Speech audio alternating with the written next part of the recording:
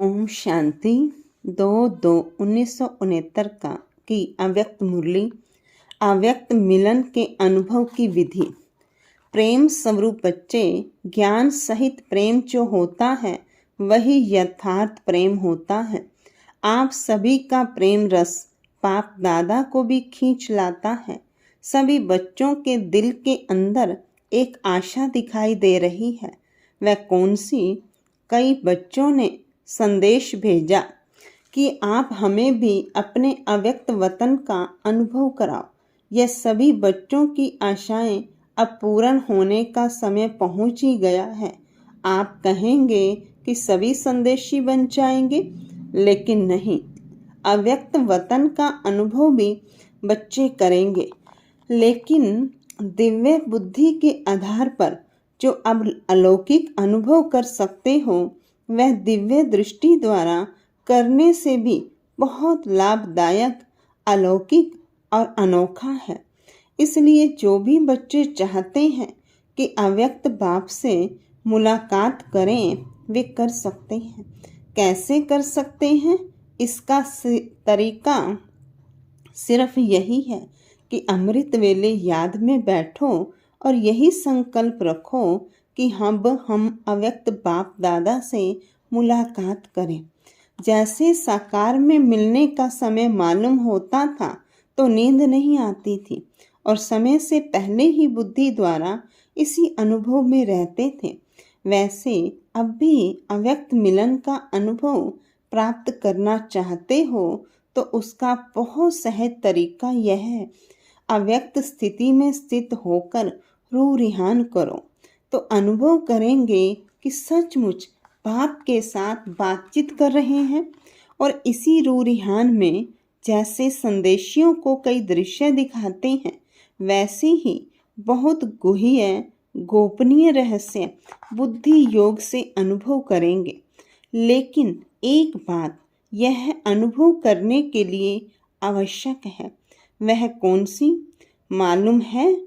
अमृत वेले भी अव्यक्त स्थिति में वही स्थित हो सकेंगे जो सारा दिन अव्यक्त स्थिति में और अंतर्मुख स्थिति में स्थित होंगे।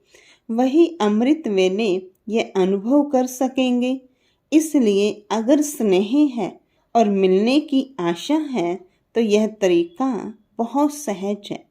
करने वाले कर सकते हैं और मुलाकात का अनोखा अनुभव प्राप्त कर सकते हैं। वतन में बैठे बैठे कई बच्चों के दिल की आवाज़ पहुंचती रहती है।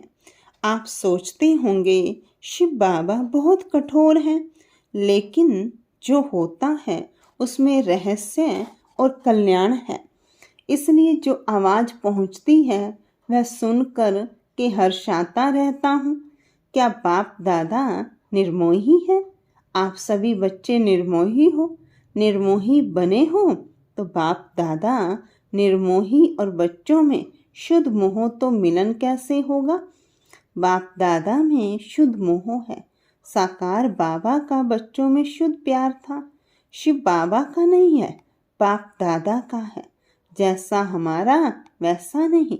शुद्ध मोह बच्चों से भी जास्ती है, लेकिन बाप दादा और बच्चों में एक अंतर है। वह शुद्ध मोह में आते हुए भी निर्मोही है और बच्चे शुद्ध मोह में आते हैं तो कुछ स्वरूप बन जाते हैं।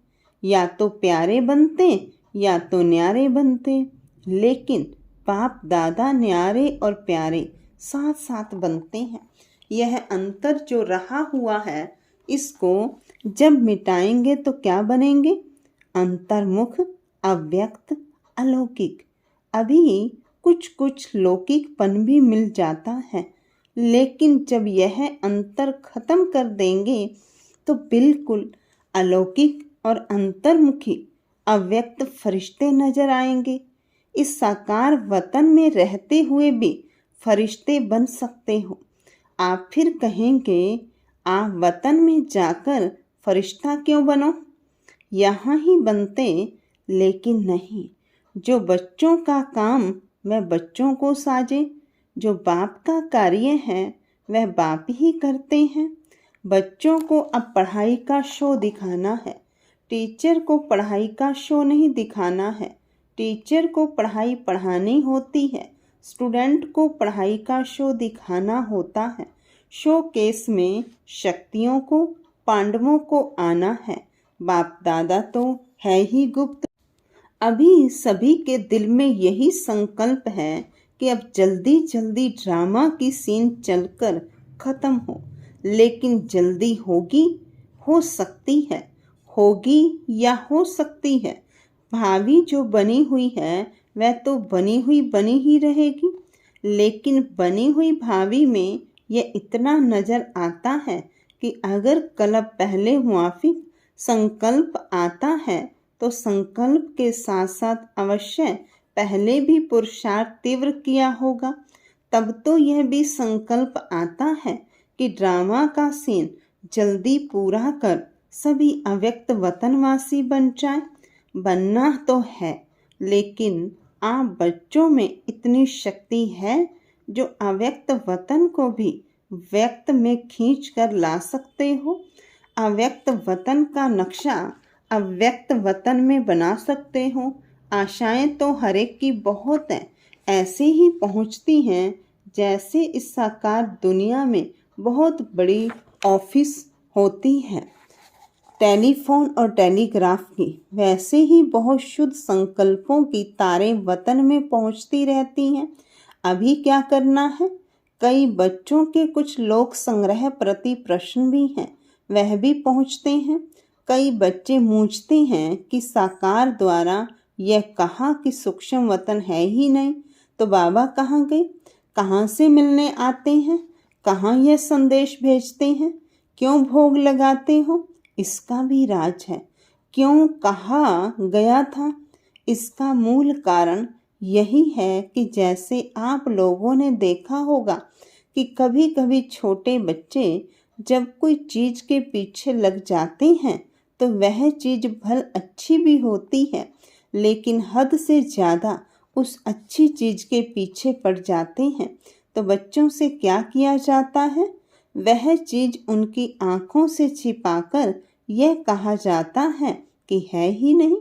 इसलिए ही कहा जाता है कि इसकी जो एक्स्ट्रा लगन लग गई है वह कुछ ठीक हो जाए। इसी रीति से वर्तमान समय कई बच्चे इन्हीं बातों में कुछ चटक गए थे तो उनको छुड़ाने के लिए साकार में कहते थे कि यह सूक्ष्म वतन है ही नहीं। तो यह भी बच्चों की इस बात से बुद्धि हटाने के लिए कहा गया था। लेकिन इसका भाव यह नहीं है कि अगर बच्चों से चीज छिपाई जाती है तो वह चीज खत्म हो जाती है। नहीं, यह एक युक्ति है चटकी हुई चीज से छुड़ाने की। तो यह भी युक्ति थी। अगर सूक्ष्म वतन नहीं तो भोग कहाँ लगाते हो? इस रस्म रिवाज को कायम क्यों रखा? कोई भी ऐसा कार्य होता है तो खुद भी संदेश क्यों पूछवाते थे? तो ऐसे नहीं कि सूक्ष्म वतन नहीं है, सूक्ष्म वतन है, लेकिन अब सूक्ष्म वतन में आने जाने की बजाय स्वयं ही सूक्ष्म वतनवासी बनना है। यही बाप दादा की बच्चों में आशा है। आना जाना ज़्यादा नहीं होना चाहिए, यह यथार्थ है। कमाई किसमें है? तो बाप बच्चों की कमाई को देखते हैं और कमाई के लायक बनाते हैं। इसलिए यह सभी रहस्य बोलते रहे। अभी समझा कि क्यों कहा था और अब क्या करना है? सूक्ष्म वतन के अव्यक्त अनुभव को अनुभव करो, सूक्ष्म स्थिति को अनुभव करो। आने जाने की आशा अल्पकाल की है। अल्पकाल के बजाय सदा अपने को सूक्ष्म वतनवासी क्यों नहीं बनाते? और सूक्ष्म वतनवासी बनने से ही बहुत वंडरफुल अनुभव करेंगे। खुद आप लोग वर्णन करेंगे कि यह अनुभव और संदेशियों के अनुभव में कितना फर्क है। वह कमाई नहीं, यह कमाई भी है और अनुभव भी। तो यह एक ही समय दो प्राप्ति हो, वह अच्छा या एक ही चाहते हो? ओम शांति, ओम शांति।